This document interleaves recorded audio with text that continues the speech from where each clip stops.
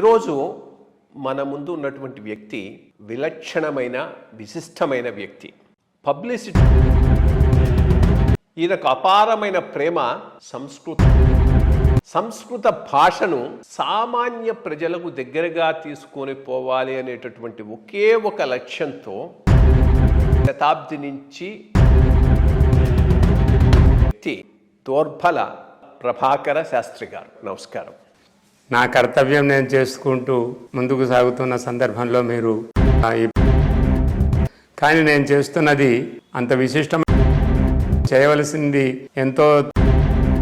సంస్కృతం అనేది కూడా సమాజానికి అందరికీ పౌరోహిత్యము వృత్తిగా ఉండడం చేత పాఠాలు చెప్పేటువంటి అవకాశం ఎవ్వరికీ ఎక్కువగా. ఇక కొవ్వూరులో మీ ప్రస్థానం. కానీ నేను వెళ్ళిన తర్వాత ఆయన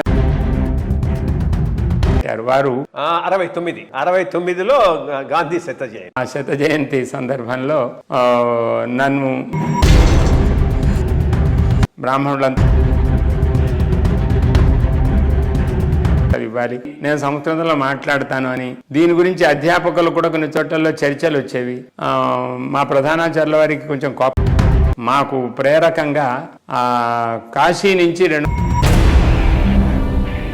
అందులో ఒక మాట ఏమిటి, నేను ఉపన్యాసాలు చెప్పించేవాడిని, అలాగే సంస్కృత ప్రచారం చేసేవాడిని. కానీ మానవ జీవితంలో అందరికి కూడా ఏ కాలంలో వాళ్ళకైనా కూడా, కాబట్టి యోగేన రోగముతో మాత్రం యవనే విశేషణమంటే బాధ్యత తీసుకోవాలని అర్థం. రోగము లేని జీవితమును సాధించడం అనే,